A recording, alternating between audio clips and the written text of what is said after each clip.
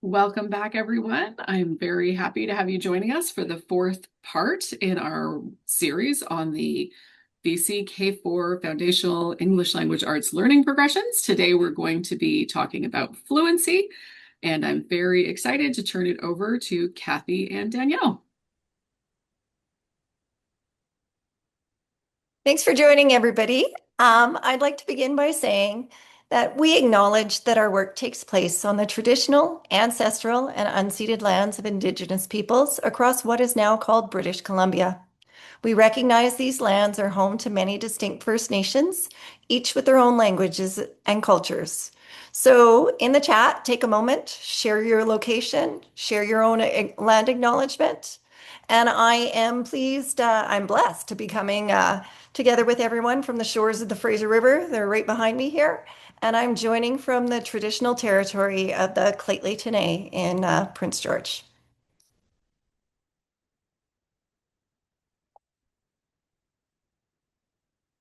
So the plan for our session is, in a moment, we'll do some introductions and announce the last week's draw prize winner. We'll build a shared understanding of fluency. Then we'll connect that to evidence-informed instruction. We'll spend a little bit of time talking and sharing together.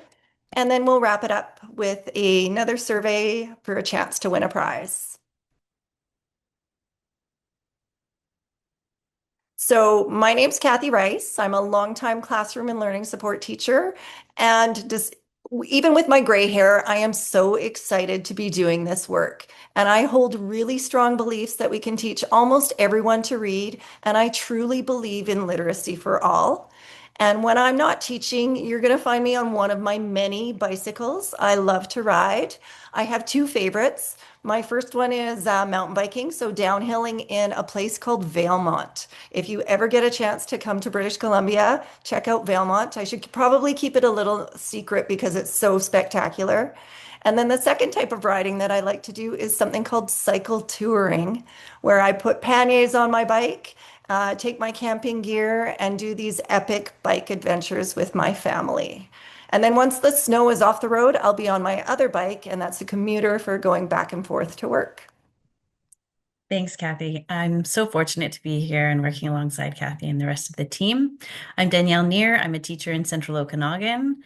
Similarly to Kathy, I enjoy riding my bike. One September, I was fortunate enough to be riding along part of the Trans-Canada Trail that runs between Toronto and Kingston.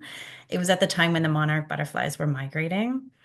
And at some points during this ride, when the winds were light and the setting was just right, we would be surrounded with butterflies. It was quite remarkable. And because I'm a bit of a word nerd, I do love collective nouns, and I wanted to share that a cluster of butterflies could also be called a kaleidoscope. Thanks, Kathy. Okay. Sorry here. So last week's lucky winner of Big Words for Young Readers, and I've actually got a drum roll, so let's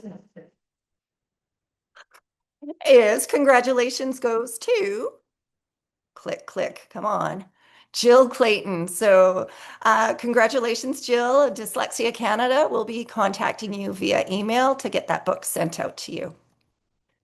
So before we jump right into fluency, I'd like to anchor ourselves back into the learning progressions. The learning progressions are aligned with the BC English Language Arts curriculum. They describe what end of the year proficiency looks like for each grade level. And importantly, these progressions were actually developed by BC teachers. And I'd like to give a shout out to my Westwood Elementary School peeps. About a year ago, we sat down together as a team. We went through the draft version. We gave detailed feedback.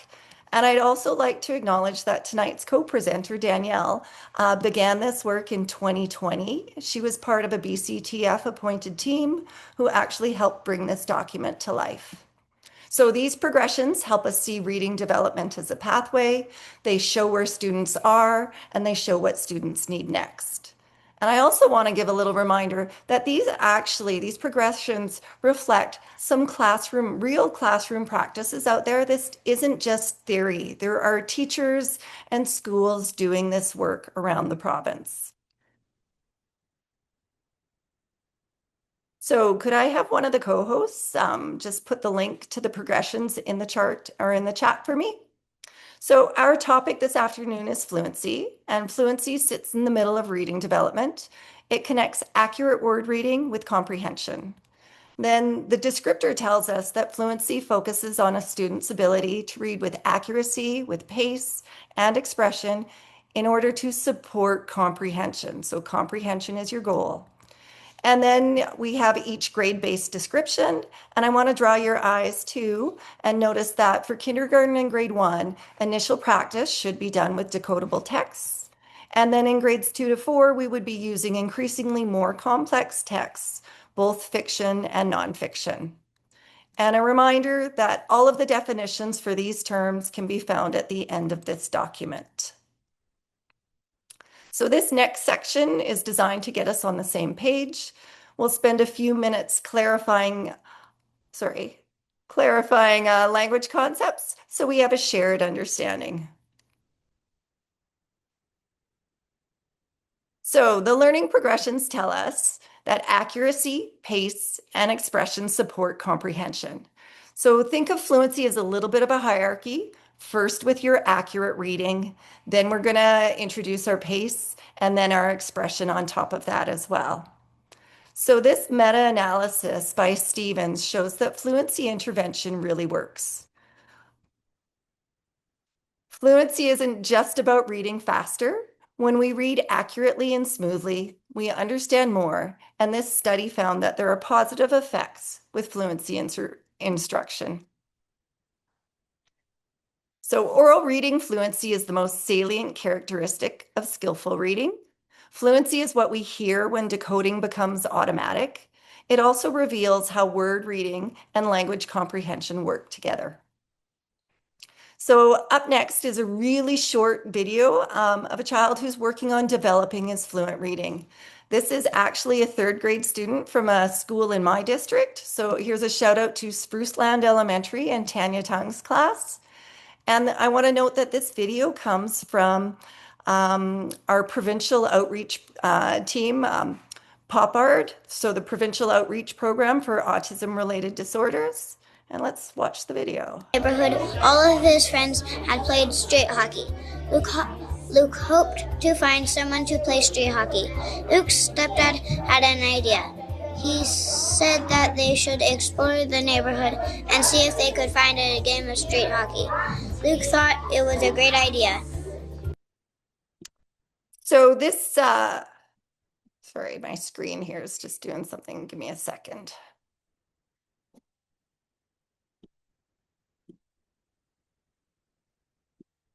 There we go. Thanks for your patience. So if you don't know about PopArt and their reading reels, Alicia already put some links in the chat there for me. And the reading reels highlight districts and teachers across BC who've already begun to shift their practices towards structured literacy. So reading fluency is layered and it's powerful, and it's more than just reading fast. It blends accuracy, automaticity, and expression. And when we have all three, reading flows. And when reading flows, comprehension follows. So before we get into reading fluency, I've got a video here from Dr. Stephanie Stoller, and she's got a great explainer about how students need to be fluent at the foundational level. So let's have a listen to what she has to say. Hi there, Stephanie here. I want to talk today about the term fluency.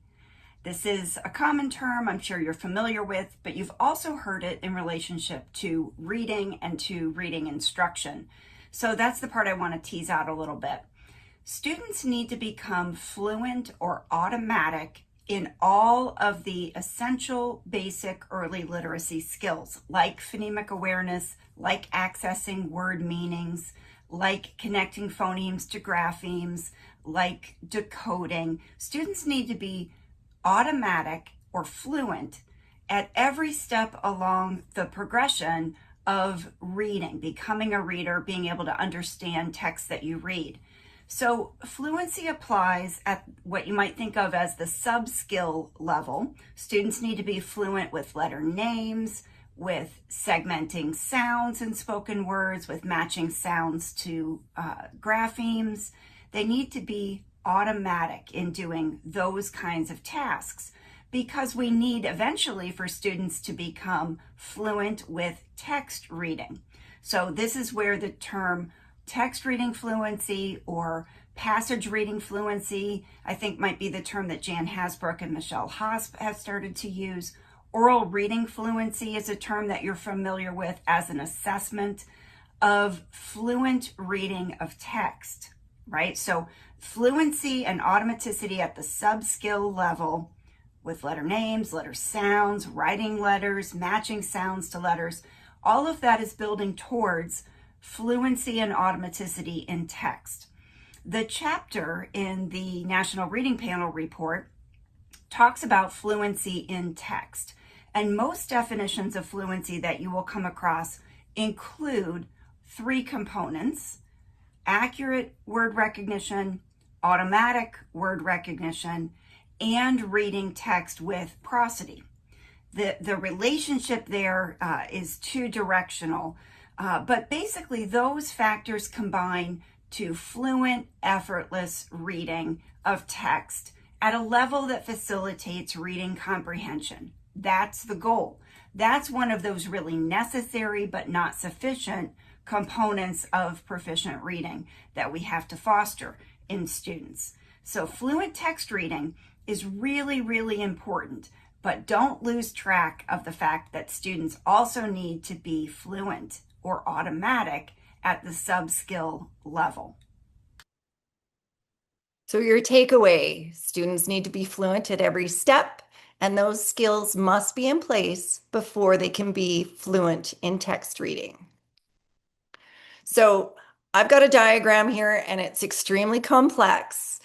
And we often think fluency starts when students read sentences, but as Stephanie just told us, it actually begins much earlier. So it's built on phonemic awareness, which is your letter sound knowledge, your decoding. And this is what she was explaining in her video. Students need accuracy and automaticity at this foundational level. And then this next section, reading happens fluently when decoding has become automatic enough that a student no longer has to think about every word. So they already have their sight words stored. They have maps, words mapped orthographically. They notice spelling patterns in words. And then off to the side is your general processing speed and your rapid automatized naming. And those influence how quickly students can access that stored information. And some students require significantly more repetitions and more exposure. And then finally, here are the elements of reading comprehension. If we don't have vocabulary or knowledge or social context in place, it will impact fluency. And you'll notice that the arrow goes the other way. And this is why fluency matters. Our brain has limited attention.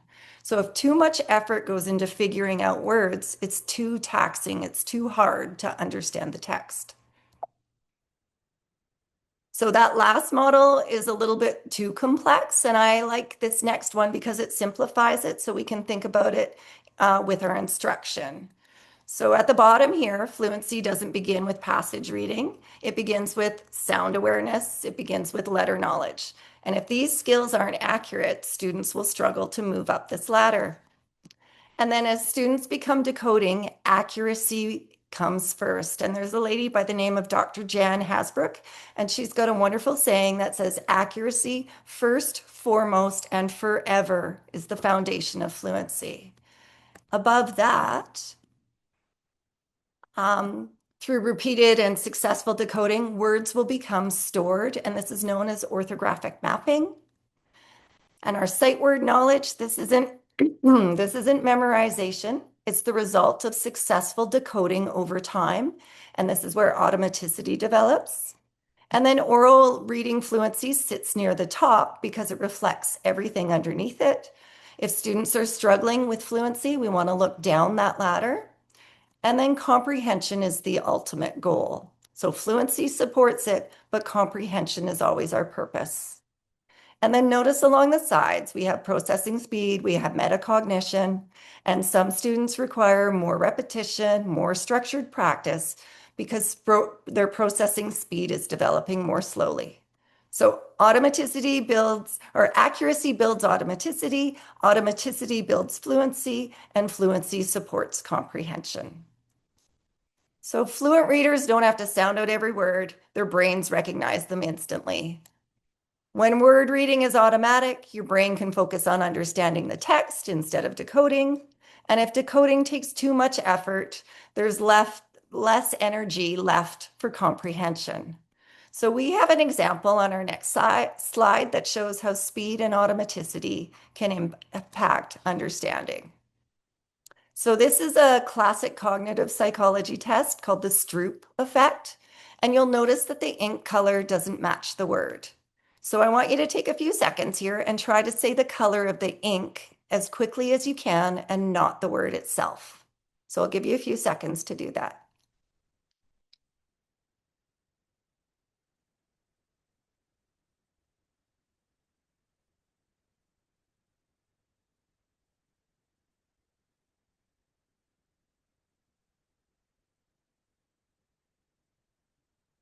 Okay, now I want you to go back to the beginning and do the exact same thing, except this time you're just going to read the words.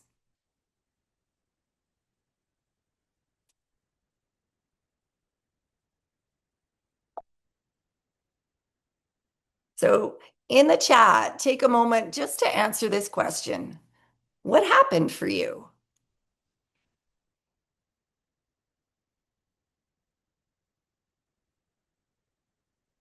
So I noticed for me, it was much, much easier to read the words.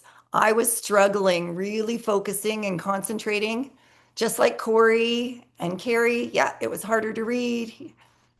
Had to slow way down to read the colors.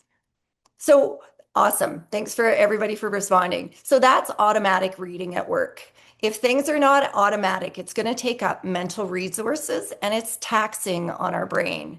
So students who decode every word, word by word by word, experience that same effect, leaving less brain power for understanding the text. So now let's take a second and we're going to look at orthographic mapping. Fluent readers don't decode every word. Recognition is automatic. Words are stored in your memory, so they pop up when needed. And then context helps our brain pick the correct meaning. So let's look at what happens when a word becomes known. So the word bug, we don't memorize it by our shape or anything. Students actually connect the sounds b, g with the letters bug. And at the same time, they attach a meaning to it. So like an insect, see the bug? But then what happens when context is different? Orthographic mapping stores your word and context helps interpret it. So I don't know about you, but I get annoyed when somebody tries to bug me. So let's watch what your brain does when you read. So read this sentence for me. So that first one, your brain immediately likely pictures an insect. And this next one, your brain knows the word, it just adjusted the meaning. And I've got one more, a little surprise for you. Your brain's going to adjust the meaning one more time here.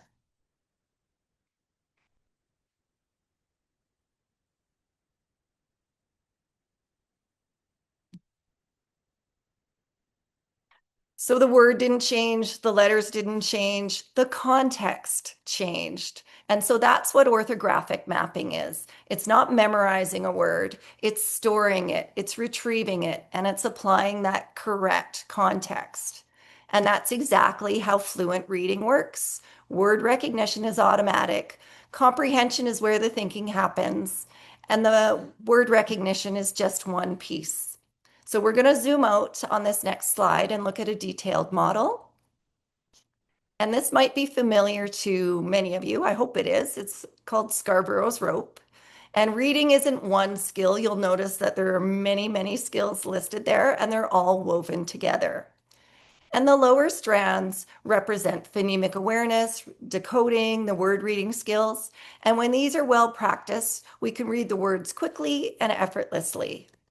And then the upper strand, the language comprehension strand, has vocabulary, your syntax, sentence structure. And those are all topics we have addressed with the previous webinars. And so this is a reminder that the learning progressions on the very first page says we should be teaching things together, not one at a time. So just like this rope, please do everything. And in the middle here, this is where fluency lies. So it's the intertwining of the strands. Fluency isn't just about speed or expression, it's integrating things. And this is what Dr. Stoller talked about in her video. We need fluency with that lower strand, with that lower section, as well as fluency with text reading.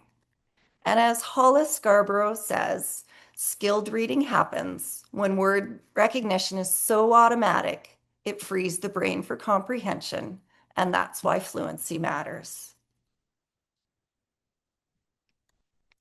So the instructional hierarchy shows us how learning builds in stages. The first bit, students learn a new skill. At this stage, they're figuring out how to do it correctly. They'll need guidance. They'll likely need explicit teaching. Then fluency comes in, and students practice the skill until it becomes automatic. Accuracy improves, speed increases, attention shifts from figuring out the skill to the meaning. And then students apply the skill in different contexts with different variations. They use what they've learned with new texts or slightly harder materials. And then at the last one, students can transfer the skill across subject areas and across different tasks. And that is the ultimate goal. However, this afternoon, we are focusing on text reading fluency. So these next few slides are a series of short videos, and they come from Reading Rockets, I believe. And they're with a lady named Linda Farrell, and she's focusing on fluency practice. And this first video shows a student working on just being accurate. So let's have a look. Let's get started. When the twins finished eating their apples, it was time to get to work. Kim picked red apples. Jill got green apples. The green apples were not sweet. So that was Chloe. She was working on her accuracy. She was slow. She was methodical, but she was accurate. And so thanks, Alicia. Alicia has just pasted in the chat the where these videos come from. And up next is a snippet with Chloe and Linda, and now they're working on pace or on rate. And now Chloe is ready to read. All cats are related. Tigers, lions, and the cats people have as pets. Okay, that time you read 46 words. Is that good or bad? Well, here is what's good. You got 100% accurate, and you only had one time that you repeated. One time. If I had 3 repeatments, would I have to start over? But is one repeatment okay? One repeat is acceptable. That means it's okay. 2 repeats is acceptable. That means it's okay. And 3 repeats is too many. Which is not acceptable. That's right. It's not acceptable. Okay. So we get to start again because now we want you to read accurately. And we're going to aim for 60 words a minute. All cats are related. Tigers, lions, and the cats people have as pets. You got 63 words correct and 100% accuracy. You read every word correctly and you didn't have any self-corrections or repetitions. You made it. You met your goal, girl. I love that she gives the little thumbs up because they're super excited about that. So Chloe, she was accurate. Then she worked on her pace. She had a goal to reach a certain number of words in a minute, and she met it. And then this one shows Chloe and Linda adding in the expression. Now that Chloe has demonstrated that she can read accurately at 60 words per minute, Ms. Farrell helps Chloe focus on expression. Expressive reading means that students are using phrasing, emphasis, and timing as they read aloud. When children read with expression, they're reading the way they talk. This usually means that they understand what they're reading. This time when you read, could you just read like you talk? You're reading a little slowly. Like what you do is you say, all cats are related. And then there's a period, and then you stop a long time before you go to the next word. Every time you come to a period. Can you not stop quite so long when you come to a period? Yeah, my dad tells me to, or my mom or dad tells me to like stop. When you see a period, you kind of like stop. I'm not trying to take too long. I just take a breathe and then go to the next line. I didn't know it was taking so long. Yeah, it's really good the way you're stopping. What we want you to do is not stop quite so long. Watch me. All cats are related. Tigers, lions, and the cats people have as pets all have many things in common.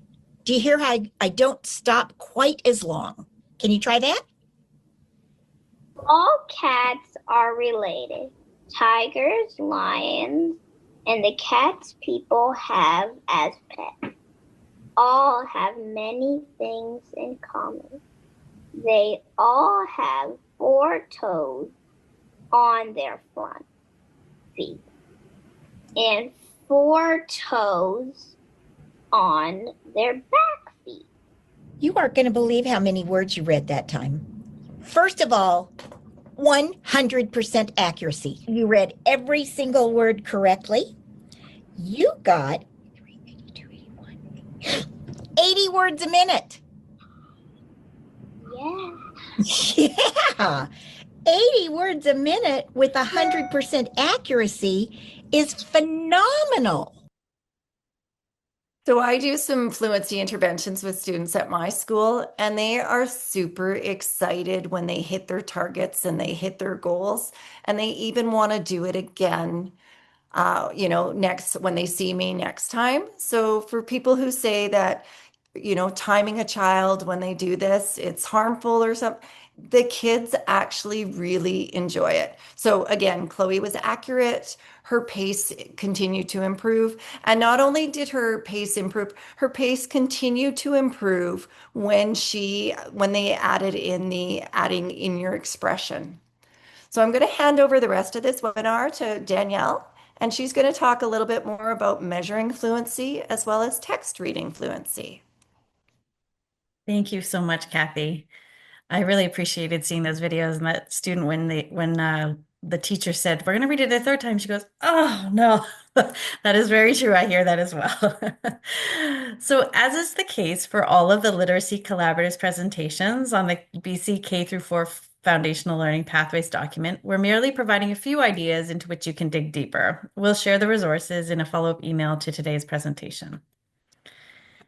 So fluent reading is accurate. Sorry, hang on a second. There we go. Fluent reading, as we've mentioned, is accurate, expressive, and it occurs at a steady pace. While the emphasis is on accuracy, pace and expression develop as students gain automaticity in word reading, which we've mentioned. Because both reading rate and accuracy impact comprehension, again, reading becomes more fluent, space is made to focus on the meaning of the text. And although this presentation is discussing instruction for fluency, as we've been, revisiting the idea over and over again, the goal remains the same, to understand what we read. So one of the ways that we use to check on how fluent a student is we'll do administer an individual assessment, often called ORF, or oral reading fluency. It's 1 minute of oral reading of continuous text. The student needs to read aloud while the teacher marks errors. And what does this tell us? When we're checking, what are the things that what kind of information do we get from an ORF or an oral reading fluency assessment? It generates 2 scores. You'll have words correct per minute, which is the number of words read and subtracting the number of errors. We have the percent accuracy of the reading. So accuracy is calculated by computing the total number of words minus the number of errors divided by the total number of words times 100. So here we have an example of 85 words. The student made 2 errors. We're taking 82, subtract 5, 83, dividing that by 85 and timesing that by 100. So roughly the accuracy here is 97%. The data are used to determine instruction and to facilitate discussions within your school team regarding intervention. If the majority of the class scores are not yet at the benchmark, then a whole class strategy would be considered. We'll discuss a few of those strategies in a moment. And for students who are not yet at benchmark for students who are not yet at the benchmark, the mid-year data are compared with beginning of the year data in order to check whether the intervention being used is working. These data are used to check against overall progress at the end of the year. So the interpretation becomes really important. We take the fluency norms are here in the chat. There will be information where you can find Hasbrook and Tyndall's updated 2017 fluency norms or targets. And some programs will have criterion or benchmark if you're using Dibbles or Acadians. What we're going to do is we are going to look at, here is a sample or a snapshot from Acadians. And in Acadians, you'll see a lot of different measures are listed on this sheet. Today, we're just talking about the oral reading fluency. And one of the things that you'll notice is along the left-hand side, you've got words correct per minute and the accuracy. You'll see benchmark goals. These ones that I highlighted are grade 3 benchmark goals, beginning of the year, middle of the year, and end of the year. And the bolded are your targets or your 50th percentile. So as we've mentioned, ORF gives us a lot of information about, and we have to focus on comprehension all the time when we're thinking about fluency.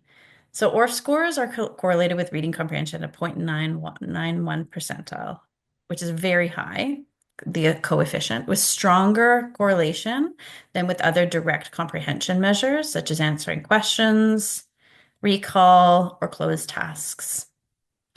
And as we know, a wealth of research supports the value of oral reading fluency. It's not just a measure, it is a practical tool for teachers to target for students' actual needs. We can't see inside their brains, we can only see what they do when they're reading out loud with us.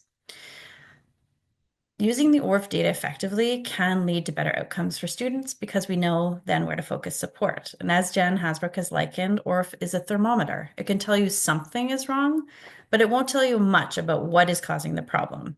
Further diagnostic assessment is needed for that. For example, when reviewing your data and the student is skipping or mumbling through longer words, you might consider digging in a bit deeper on multisyllabic word study. Or if the student is misreading common words like the, and, you might want to consider reviewing high frequency words. It might be time for check-in on that. One of the strategies we're going to talk about next is repeated reading as an instructional tool to support increased fluency. So in repeated reading, the students read the same short passage multiple times. Reading at home that evening is not considered part of this repeated reading practice. Fluency improves with repeating instruction when there's some instruction included. One of the areas you can dig in a little bit deeper with students are vocabulary definitions, modeling, as we saw with the teacher and Chloe. She modeled what fluent reading sounds like. The student was able to replicate that. She had something in mind, a worked example in mind. Goal setting. So as we heard on that video, the teacher set a target and the student met that target and surpassed it and felt really great about that. And performance feedback, giving really specific feedback. And we'll see that in a video that's upcoming. So as Dr. Stoller, we've heard from her before, and many different opportunities are available on the web to listen further to her reading or to her information and webinars. Automaticity in foundational skills such as phonemic awareness and decoding is necessary for fluent oral reading, but it's not enough for some students. Repeated reading is connected text is important for all students and essential for those who read accurately but not fluently. So here we have a video. So this is a story we're going to use to practice your fluency. It's called Team Colors. In this story, Madison is trying to figure out the perfect gift to buy her or buy for her favorite coach, Miss Acosta. Okay, so you're going to read it 3 different times, and each time I'm going to time you and see how many words you get in a minute.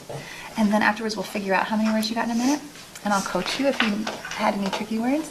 And then we'll do it 3 times, and we're just looking for you to get a little bit more each time, because that shows more fluency. All right? When you are ready, you may begin. Madison's favorite coach was Miss Acosta. Madison wanted to give Mr. Acosta a gift, but she didn't have any money. She used a toothpick. All right, that was well done. So 60, 61, 62, 63, 64, 65. So that time you got 65 words in a minute, and you did a nice job fixing coach. Here at the end of this word, you said fingers. Check your ending there. What's that word? Finger. There you go. Great fixing. And right here, this was a tricky word. So, Third. oh, you fixed it. Because now do you understand she's making something? Yeah. Okay. And she's using the salt and the flour. This was a tricky word for you. So I noticed sometimes, because that was the first time you read it, you were working on figuring out some hard words. So this time I want you to see if you can put the words together a little bit faster, more like talking. She twirled her necklace on her finger. Just like that. You try it. She twirled her necklace on her finger. Oh, lovely. All right, my friend. Are you ready for a second go around? Okay, whenever you're ready, you may be. Great job. All right, well, you definitely got more words this time. 87, 88, 89. You got all the way up to 89 on that one. And your words were together more smoothly, just like talking. So right here is, you said hold. She used a toothpick to make a hold through the middle. What would make sense there at the end? Hold. Great fixing. And right here, you said, oh, you fixed it. You said then she black, and then you fixed baked. Great job making it make sense. And right here, Madison, you said spreaded. We actually don't need an ED on the end of this. We just say Madison spread. Do you see the ending? Mm-hmm. All right, my friend. Did great. Are you ready for your third and last read? Okay, whenever you're ready, you may begin. Madison's favorite coach was Miss Acosta. Madison wanted to give Miss Acosta a gift, but she didn't have any money. Madison sat with her head in her hands. She twirled her necklace on her finger. Newspapers and stuff like that. All right, so that time you got 90 words. So a little bit faster. And you did a nice job making it smooth, working on your. So this is a story we're going to use to practice. Here we go. Toggle. There we go. What we saw here was the teacher set the goal as increased fluency, and after each reading, she gave targeted feedback back to the student. The teacher described the process to the student, so she said, we're going to read it 3 times. She had 3 different pens or markers to make her errors, which really helps to keep her information or data clean and clear for her. Each time, she timed it for 1 minute. And after each read, she gave very specific feedback. You heard about some tricky words, and you heard her speak about making it sound more like talking. You'll also notice that at the bottom of her page, she was tracking the words correct per minute. She noted when the student made a few errors. So for example, she noted when the student said blacked instead of baked. So what that tells you as the teacher working alongside that student is that perhaps she's not paying close enough attention to each of those letter graphemes in each of the words, that instead she's skipping through, looking at the beginning, looking at the end. And so some work on consonant clusters might be helpful. She read the word hold instead of whole. So that again tells you perhaps this child is not working right through each of the words. And there are lots of different ways that teachers could dig in to provide really targeted feedback and instructional support for a student after gathering that kind of information. So some key considerations is that teacher modeling really helps our students to know what fluent reading sounds like. As we've seen in multiple videos here, it really gives us a sense of how we want students to replicate that kind of fluent reading. Targeted feedback drives growth, and it helps the child know what it is that they're supposed to be doing. Accuracy comes first, as we've mentioned. And ongoing monitoring really helps to pinpoint next steps or for further instruction.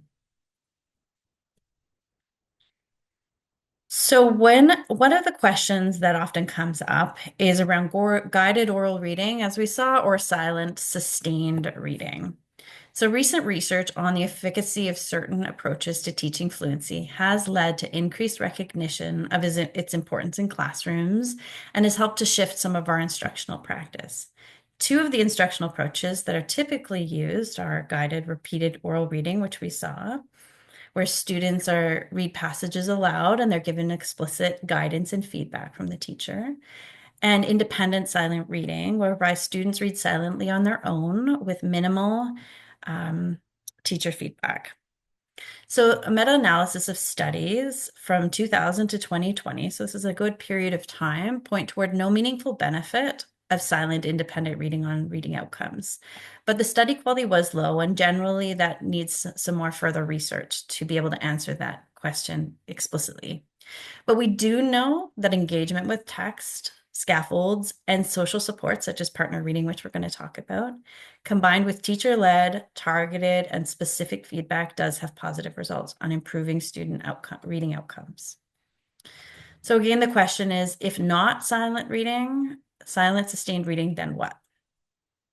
An option is close reading, where the teacher reads a text and pauses at certain words. Students then read the missing word chorally.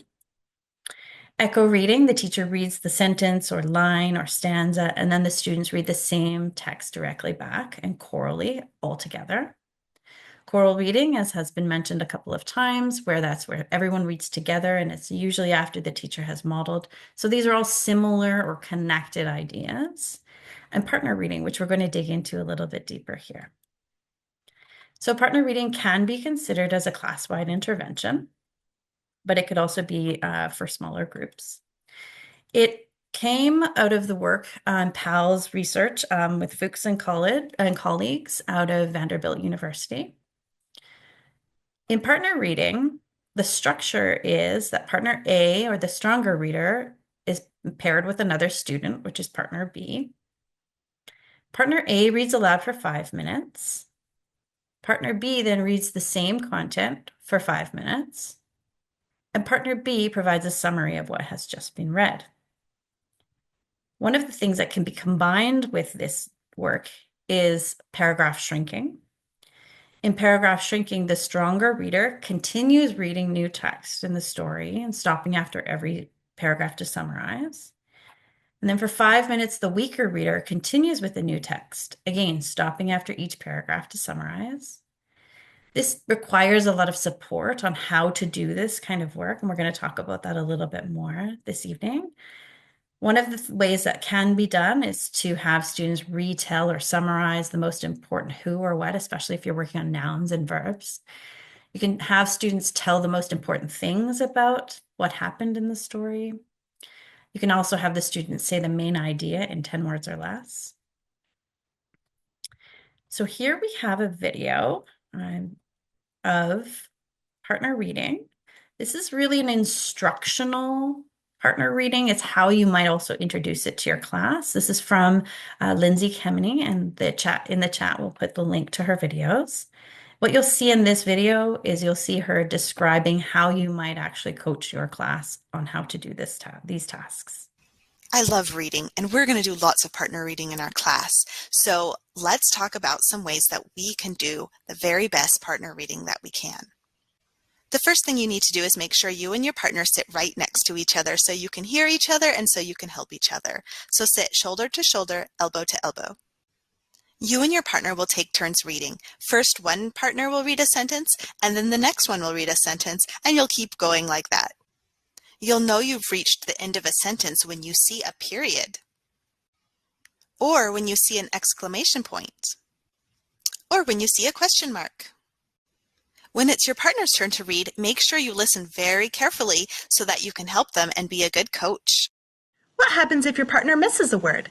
Well, then we have a strategy called Ask Then Tell, and you can have one of these cards at your desk that will help you remember what to do. So if you hear your partner say a wrong word, you're going to point to the word they missed and say, "Can you figure out this word?" Then you're going to wait 4 seconds. You can just count in your head. And then you're going to tell them the word. This word is, and you tell them. What word? And you have them tell the word back to you. Then you say, "Now reread the sentence," and you have them read the sentence again. Let's watch some students practice this strategy. You're going to listen carefully, and the first thing you do when you hear your partner say a wrong word is ask, "Can you figure out this word?" Bears are caught with fur. Can you figure out this word? Then you'll just count in your mind 1, 2, 3, 4. If your partner gets the word, great. If not, you're going to tell them the word, ask them to say it back, and then have them reread the sentence. Let's watch. This word is covered. What word? Covered. Now reread the sentence. Bears are covered with fur. Maybe your partner is just stuck on a word and hasn't read it yet. Well, if they're stuck, just do the second part of the card. So just count 1, 2, 3, 4. If they haven't figured out the word, then you can tell them. This word is, tell them the word. What word? They tell it back to you. Now reread the sentence. You can use this ask then tell strategy anytime you partner read. So as you can see, that can be adapted for your different age groups. So the idea is explicit instruction. Don't assume that students understand or know about punctuation marks. Don't assume that they know how to coach another person or to support another person or to give the other person some space before jumping in. And that's what I really love about that. It can easily be moved up to older grades and adjusting that checklist accordingly. So the big question is how to select partners. I love this image because Matt Burns has an excellent webinar, which we've put there, the QR code, and it'll be in the chat. He discusses this partnering at 6 minutes and 16 seconds. But essentially what you would do is you would take words read correct, and you would group your class from the highest number to the lowest number of words read correctly. You would then break your class, these scores into half, into 2 groups, Group A, Group B. You'd take the top reader from Group A and you'd match that top reader from Group B, and that would be your partner group. And then the question is what materials are needed. So basic rules that the students are following during reading time. What was suggested by Matt Burns, and I really love this, is that you talk only with your partner and only talk about partner reading. You keep your voice low because we know how distracting that can be. You help your partner and you try your best. So this is similar in kind to some of the other practices that teachers have included in their literacy times where students are expected to get started right away.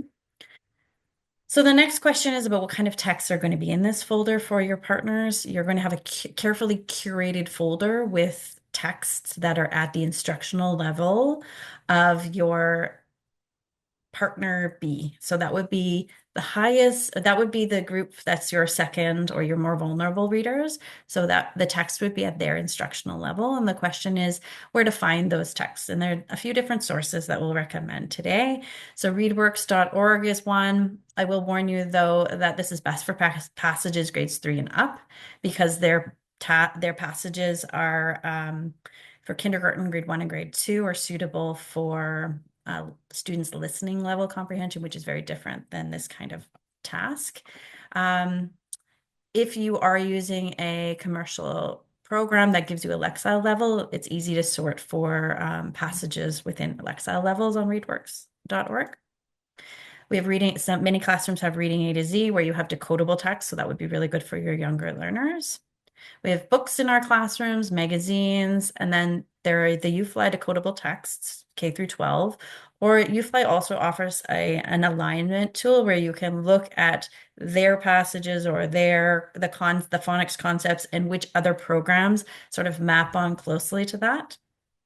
So those are just a few sources that you can use when looking for some of the material for inside that carefully curated folder. So the next thing we're going to do is we're going to talk a little bit about applying learning together. And before we jump in and discuss, I think Alicia's going to discuss what that is. I'll just quickly go over our norms together. So we seek to understand and listen, knowing that different experiences and perspectives exist in our groups. We'll join the conversation, making space for other people to have an opportunity to do so as well. We're going to be mindful that we are all on different learning journeys and that engaging with ideas can challenge and deepen our own thinking. We'll engage critically and thoughtfully. Don't let your first reaction be the only one you have to the content and the discussion. And remember that learning often requires revisiting assumptions and shifting our thinking over time. So I'm going to hand it over to Alicia to introduce us to the activity. Thank you. So our activity today, I've put a link in the chat to a jot board, which is an online tool that we like using that everyone can contribute to and record your thoughts. So in the jot board, navigate to the page that has your breakout room number. And then we have 3 different areas for reflection that we're hoping everyone can discuss in their room and record on the little sticky notes in the jot board as you like. So you can just click on one of these little squares and type your notes in. You can add additional squares to the jot board as well. So I've put the link in the chat. Please open that before you enter the breakout room because you won't be able to see that link anymore.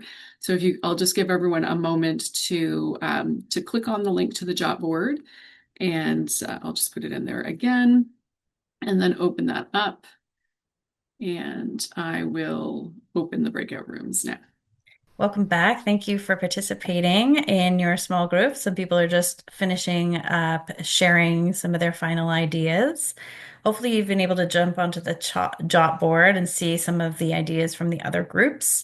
Many groups have activities happening during their UFly lessons where there's choral reading. Many other people have buddy reading, small group reading. They have with big buddies and small buddies. Hopefully the partner reading has given some ideas on how to perhaps shift some of that practice and building it right into their morning message and trying to integrate as much oral reading practice as they can. Okay, it looks like everybody is back and welcome back. Thanks so much for participating and joining and connecting with other educators around the province. It's a wonderful way for us to get outside of our spaces and get to meet some other people. So please share your thoughts on today's session in our feedback survey for a chance to win. That information should have gone into the chat and how you can answer and give us some feedback on how to improve these sessions. We still have 2 more upcoming. The next one is next Wednesday, March 4th at 4 p.m. Pacific time, and the topic is comprehension. Our colleagues Calico Clark and Angelo Graffos will be presenting to you then. And again, there's a lot of overlap with fluency and comprehension, and we really look forward to extending those conversations. Thank you so much. Thank you to my co-host, Kathy. Thank you, Alicia. Thank you, Angelo. Thank you, Calico, for all being here and supporting this important and impactful work. And we wish you a wonderful rest of your week, and we will see you again here next Wednesday. Thanks everybody for participating. Thanks Danielle for co-hosting and Alicia, Dyslexia Canada, for bringing us all together. So thank you.